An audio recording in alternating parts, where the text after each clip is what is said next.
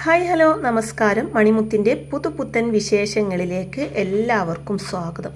അങ്ങനെ മുത്ത് നമ്മുടെ മണിക്കുട്ടിയോട് ഷൂ പോളിഷ് ചെയ്യാൻ വേണ്ടി ആജ്ഞാപിക്കുമ്പോൾ മണിക്കുട്ടി പറയുന്നുണ്ട്, ഞാൻ ഇന്നലെയും ഷൂ തുടച്ച് വെച്ചതേ ഉള്ളൂ, അതിൽ പൊടിയൊന്നുമില്ല എന്ന് പറയുന്നുണ്ട് കേട്ടോ. അപ്പോൾ അത് കേൾക്കുമ്പോഴേക്കും മുത്ത് ഉടനെ തന്നെ പറയുന്നുണ്ട്, അങ്ങനെയാണെങ്കിൽ നീ എൻ്റെ ടിഫിൻ ബോക്സ് എടുത്ത് കൊണ്ടുപോകാമെന്ന് പറയുമ്പോൾ മണിക്കുട്ടി പറയും, മുത്തിന് ഹോംവർക്ക് ചെയ്തു തരണം, സ്കൂളിൽ പോകാനുള്ളതെല്ലാം ഒരുക്കി തരണം, എന്നാൽ പിന്നെ മുത്തിന് പകരം ഞാൻ സ്കൂളിൽ പോയാൽ പോരെയെന്ന് മണിക്കുട്ടി ചോദിക്കുന്നതും ഹ ഹ ഹ എന്തൊരു കോമഡി. വലിയ വാചകടിക്കാതെ ഞാൻ പറഞ്ഞത് ചെയ്തതെന്ന് വീണ്ടും പറയുമ്പോൾ മണിക്കുട്ടി പോയി ടിഫിൻ ബോക്സ് എടുത്ത് കൊണ്ടുവന്ന് ബാഗിൽ വെച്ച് കൊടുക്കുന്നുണ്ട്. പിന്നീട് ഷൂവും സോക്സും ഒക്കെ കാലിൽ ഇട്ട് തരാൻ പറയുമ്പോൾ അതും മണിക്കുട്ടി ചെയ്ത് കൊടുക്കുന്നുണ്ട് കേട്ടോ. അങ്ങനെ മുത്തിന്റെ കാലിൽ ഷൂ ഇട്ട് കൊടുക്കുന്ന മണിക്കുട്ടിയെ കണ്ടുകൊണ്ടാണ് ഉമ്മ അങ്ങോട്ടേക്ക് കടന്നു വരുന്നത്. ഈ സമയം മുത്തിന് ഷൂ ഇട്ട് കൊടുക്കുന്ന മണിക്കുട്ടിയെ കണ്ട് നിർത്താൻ പറയുന്നുണ്ട് ഉമ്മ. ഉമ്മയെ കാണുമ്പോൾ മണിക്കുട്ടിക്ക് നല്ല സന്തോഷമാവുന്നുണ്ട് കേട്ടോ. മുത്താണെങ്കിൽ അന്തം വിട്ട് വായും പൊളിച്ച് നോക്കി നിൽക്കുകയാണ് കേട്ടോ ഉമ്മയെ തന്നെ.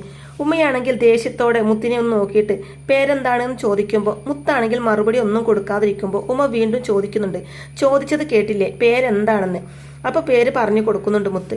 പിന്നീട് ഉമ്മ ഏത് ക്ലാസ്സിലാണ് പഠിക്കുന്നത് എന്ന് ചോദിക്കുമ്പോൾ അതിന് മറുപടി പറയുമ്പോൾ അല്ല കുട്ടി എന്തിനാ സ്കൂളിൽ പോകുന്നത് എന്ന് ഉമ്മ ചോദിക്കുന്നത് കേട്ട് അല്ല ഇതൊക്കെ ചോദിക്കാൻ നിങ്ങളാരാ?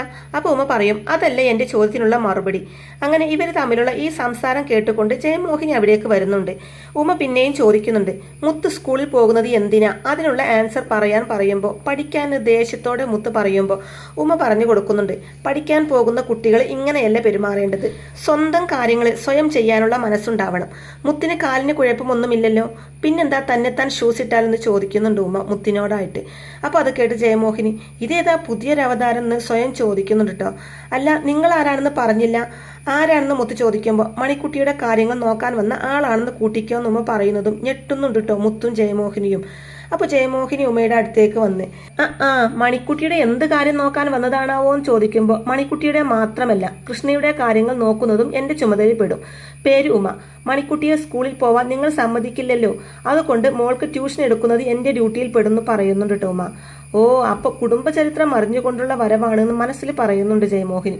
കൂടാതെ സുഖമില്ലാതിരിക്കുന്ന കൃഷ്ണയെ ഇനി സഹായിക്കുന്നത് ഞാനായിരിക്കും എന്ന് കൂടി ഉമ്മ പറയുമ്പോൾ നീ ആര്, കൃഷ്ണയുടെ പുതിയ ഭാര്യയോ എന്ന് ചോദിക്കുന്നുണ്ട് ജയമോഹിനി. അപ്പൊ ഉമ്മ പറയുന്നുണ്ട്, ഭാര്യയ്ക്ക് മുകളിലാണ് കെയർ ടേക്കറിന്റെ സ്ഥാനം.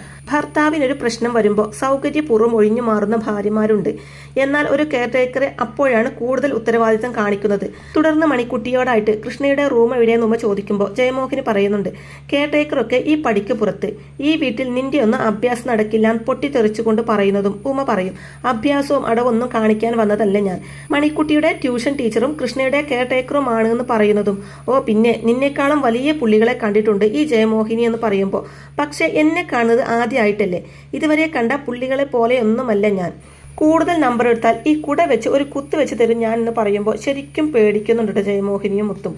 മണിക്കുട്ടിയാണെങ്കിൽ ഉമ്മയുടെ ഈ അഭ്യാസമൊക്കെ കണ്ട് ചിരിക്കുകയാണ് കേട്ടോ. അപ്പോൾ കെയർ ടേക്കർ റൂമിലോട്ട് ചെല്ലട്ടെ, ടേക്ക് കെയർ എന്നും പറഞ്ഞ് മണിക്കുട്ടിയെയും കൂട്ടി അവിടെ ഒന്നും പോവാണ് കേട്ടോ ഉമ്മ. അവരവിടുന്ന് പോകുന്നതും ഇതൊരു നടക്ക് പോകില്ല എന്ന് പറയുന്നുണ്ട് ജയമോഹിനി. എന്നിട്ട് ഉടനെ തന്നെ കാവ്യെന്നും വിളിച്ച് ഓടി ചെല്ലാണ് കേട്ടോ ജയമോഹിനി കാവ്യയുടെ അടുത്തേക്ക്. എന്തു പറ്റിയമ്മേ, എന്തിനാ ഓടുന്നതെന്നൊക്കെ കാവ്യ ചോദിക്കുമ്പോൾ ഓടിക്കാൻ ആള് വന്നിരിക്കുന്നു, പെണ്ണിനെ ട്യൂഷൻ പഠിപ്പിക്കാനും അവനെ എല്ലാം പഠിപ്പിക്കാനും മഹാപിശക്കായ ഒരാൾ വന്നിരിക്കുന്നു എന്ന് പറയുമ്പോൾ അപ്പോൾ ആരാ അവൻ എന്ന് കാവ്യ ചോദിക്കുമ്പോൾ അവനല്ല അവൾ, പുതിയ നിയമന, ഞാൻ നോക്കിയപ്പോഴേ മണിക്കുട്ടിക്ക് ക്ലാസ് എടുക്കുന്നു, എൻ്റെ നേരെ ചീറ്റിക്കൊണ്ട് വന്നു, കെയർ ടേക്കർ ആണെന്ന് പോലും, കെട്ടിയോളേക്കാൾ വലിയ സ്ഥാനമാണെന്ന് അവൾ പറയുന്നത്. ഇതൊക്കെ കേൾക്കുന്ന കാവ്യക്കാണെങ്കിൽ ആകെ പരിഭ്രമമാകുന്നുണ്ട് കേട്ടോ. അവൾക്ക് എന്ത് പ്രായം വരുന്ന കാവ്യ ചോദിക്കുമ്പോൾ ചെറുപ്പമാണ് എന്ന് പറയുന്നുണ്ട് ജയമോഹിനി. ദൈവമേ, അവളും ഇനി എൻ്റെ ഉറക്കം കെടുത്തോലോ എന്ന് കാവ്യ പറയുന്നത് കേട്ട് കെടുത്തും ഉറപ്പാ. സാമർത്ഥ്യം കണ്ടു കഴിഞ്ഞാൽ അവൾ അടുക്കളയിൽ കയറി അടുപ്പും കൂട്ടും ബെഡ്റൂമിൽ കയറി കിടക്കുകയും വിരിക്കും. അത് കേൾക്കുന്നതും കാവ്യക്കാണെങ്കിൽ ദേഷ്യം വരുന്നുണ്ട് കേട്ടോ. എന്നാൽ പിന്നെ അതൊന്ന് കാണണല്ലോ എന്നും പറഞ്ഞ് കാവ്യ ഉടനെ തന്നെ ഉമ്മയുടെ അടുത്തേക്ക് ചെല്ലാണ്, പുറകെ ജയമോഹിനിയും. ഇതേ സമയം മണിക്കുട്ടിയും ഉമ്മയും കൂടെ കൃഷ്ണയുടെ അടുത്തേക്ക് വരുന്നുണ്ട്. ഉമാൻറ്റി വന്നോ എന്ന് മണിക്കുട്ടി കൃഷ്ണയെ അറിയിക്കുമ്പോൾ സന്തോഷമാവുന്നുണ്ട് കൃഷ്ണക്ക്. കാവ്യയെ കണ്ടോ എന്ന് കൃഷ്ണ ചോദിക്കുമ്പോൾ കണ്ടില്ല, പിന്നെ മുത്തിൻ്റെയും മുത്തശ്ശിയുടെയും സ്വീകരണം ഉണ്ടായിരുന്നോ എന്നും പറയുന്നുണ്ട് ഉമ്മ. അവർ ഉമ്മയെ ഇൻസൾട്ട് ചെയ്തോ എന്ന് ചോദിക്കുന്നുണ്ട് കൃഷ്ണ. നേരത്തെ സൂചന തന്നത് കൊണ്ട് ഞാനത് എൻജോയ് ചെയ്തു എന്ന് പറയുന്നുണ്ട് ഉമ്മ. കൃഷ്ണയും ഉമ്മയും സംസാരിച്ച് നിൽക്കുന്നത് കണ്ടുകൊണ്ടാണ് കേട്ടോ കാവ്യ അങ്ങോട്ടേക്ക് വരുന്നത്. പിന്നീട് കൃഷ്ണയുടെ ഷർട്ടിൻ്റെ ബട്ടൺസ് ഒക്കെ തെറ്റിയാണ് ഇട്ടിരിക്കുന്നതെന്ന് കാണുന്ന ഉമ്മയാണെന്നുണ്ടെങ്കിൽ ഞാൻ ശരിയാക്കി തരാം എന്ന് പറഞ്ഞുകൊണ്ട് അതെല്ലാം കറക്റ്റാക്കി ഇട്ട് കൊടുക്കുകയാണ് കേട്ടോ. കാവ്യയാണെങ്കിൽ ഇതൊക്കെ കണ്ട് അന്തം വിട്ട് നോക്കി നിൽക്കുന്നുണ്ട്. ജയമോഹിനിയും കാവ്യയും പരസ്പരം ഇങ്ങനെ നോക്കുന്നുണ്ട് കേട്ടോ പകപ്പോടെ. ഇങ്ങനെ നോക്കുന്ന സമയത്തായിരിക്കും കാവ്യക്ക് ഉമയെ മനസ്സിലാവുന്നത്.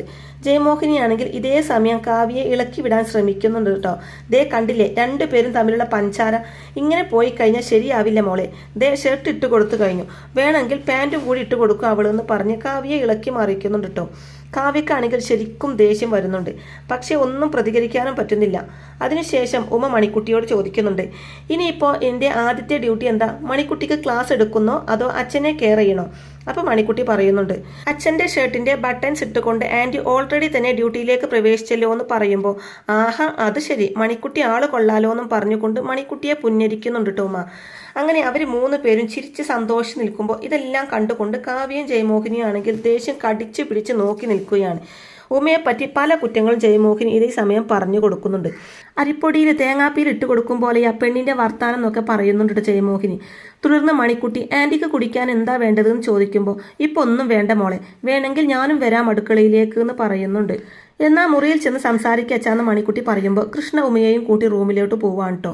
ഇതും കൂടെ കാണുന്നതോടെ കാവ്യ വല്ലാത്തൊരവസ്ഥയിലായി പോകുന്നുണ്ട്. മണിക്കുട്ടി അവിടെ തന്നെ നിൽക്കുന്നത് കാണുന്ന കാവ്യ മണിക്കുട്ടിയെ അടുത്തേക്ക് വിളിച്ചിട്ട്, ഇത്രക്കും വിവരമില്ലേ നിനക്ക്?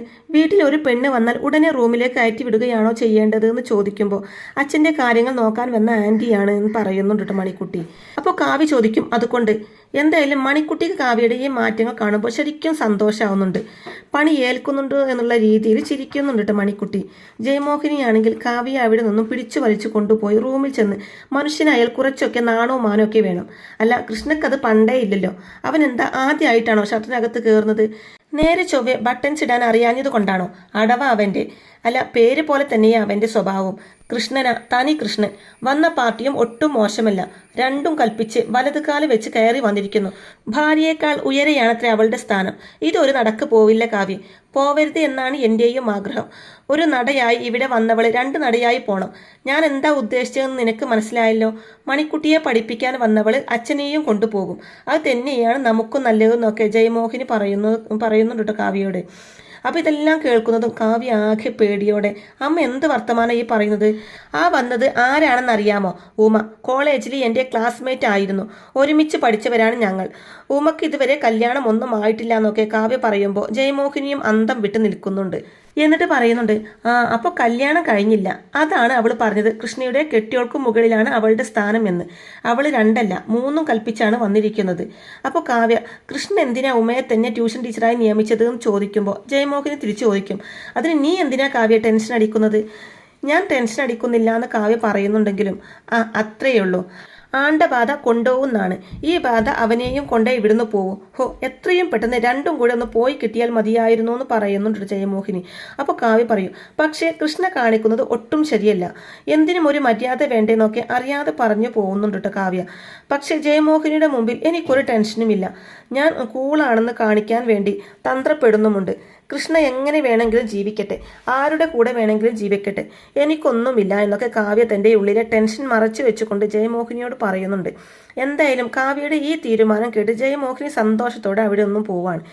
പിന്നീട് കാവ്യ, ഈശ്വര, കൃഷ്ണ ഈ ചെയ്യുന്ന ഒന്നും ഒട്ടും ശരിയല്ല എന്ന് മനസ്സിൽ പറയുന്നുണ്ട്. അതിനുശേഷം ഉമ കൃഷ്ണയോടായിട്ട് പറയുന്നുണ്ട്, പിന്നെ കാവ്യ ഇങ്ങോട്ട് പെട്ടെന്ന് വന്നത് അമ്മ പറഞ്ഞയച്ചിട്ടായിരിക്കും. ഞാൻ കൃഷ്ണയുടെ ഷർട്ടിൻ്റെ ബട്ടൺസ് ശരിയാക്കി ഇടുന്നത് കണ്ടിട്ട് കാവ്യക്ക് ടെൻഷനും ദേഷ്യവും ഒക്കെ ആയിട്ടുണ്ട്. ഞാൻ ഇങ്ങോട്ട് വന്ന ഉടനെ തന്നെ ഇങ്ങനെ ഒരു സീൻ ഉണ്ടായത് ബോറായെങ്കിൽ സോറിയൊക്കെ പറയുന്നുണ്ട് കേട്ടോ ഉമ. അപ്പോൾ ബോറായെന്ന് ആര് പറഞ്ഞു? ഉമയുടെ തുടക്കം നന്നായി. ഇതാ ഞാൻ ഉദ്ദേശിച്ചത്. ഏത് കാര്യവും തുടക്കം നന്നായാൽ പകുതി നന്നായി എന്ന് കേട്ടിട്ടില്ലേ? ഉമ കറക്റ്റ് മീറ്ററിലാണ് പിടിച്ചിരിക്കുന്നത്. കുറച്ചും കൂടെ നേരത്തെ ഇവിടെ എത്തേണ്ടതായിരുന്നു. എനിക്ക് നല്ലൊരു ഫ്രണ്ടിനെയാണ് കിട്ടിയിരിക്കുന്നതെന്നൊക്കെ കൃഷ്ണ പറയുമ്പോൾ, കാവ്യയുടെയും നല്ലൊരു ഫ്രണ്ടായിരിക്കും ഞാൻ എന്ന് പറയുന്നുണ്ട് ഉമ. തുടർന്ന് പറയുന്നുണ്ട്, അമ്മയുടെ നിയന്ത്രണത്തിലാ കാവ്യ.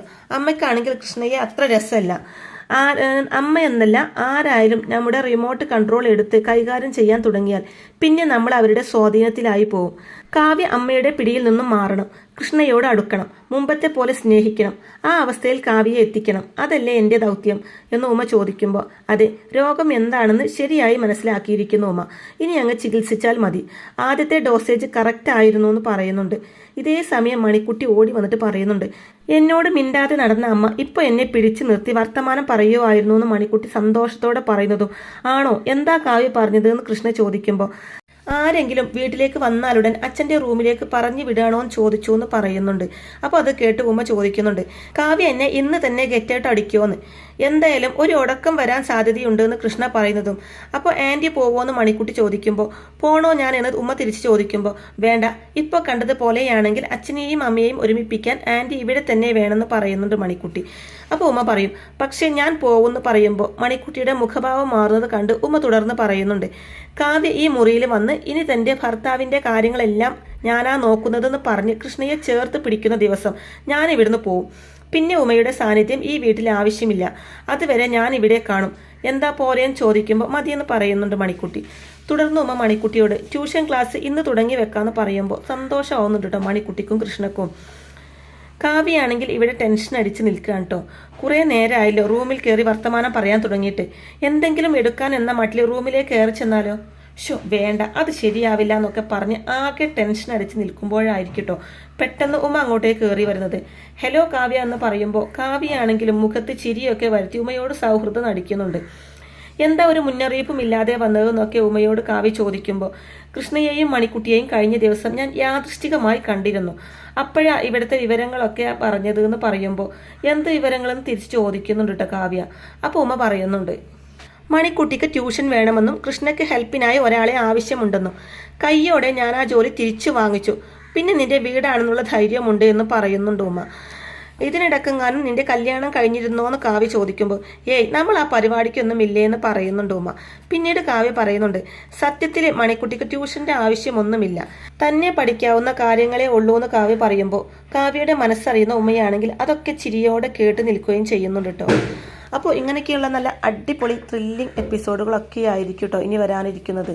അപ്പോൾ ഈ റിവ്യൂ ഇഷ്ടമായിട്ടുണ്ടെങ്കിൽ വീഡിയോ ലൈക്ക് ചെയ്യാനും ചാനൽ കൂടി ഒന്ന് സബ്സ്ക്രൈബ് ചെയ്ത് സപ്പോർട്ട് ചെയ്യാനും മറക്കല്ലേ ഫ്രണ്ട്സ്. താങ്ക്